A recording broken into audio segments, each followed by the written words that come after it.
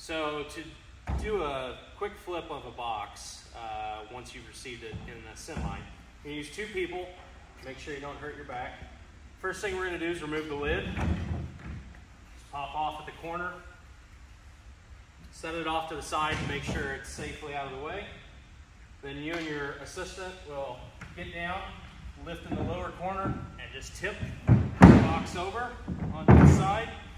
One person stays on the base, one person grabs onto the ring, pull it away, and you're going to spin the ring around. You're going to lock the corners of the base into the corner of the ring. By tilting the base up just a little bit,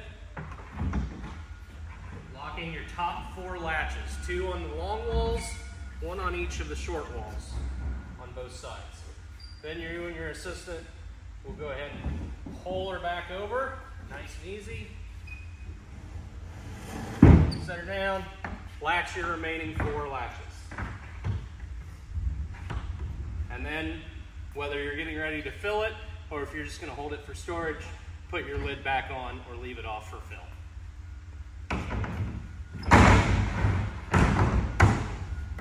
Good, thank you.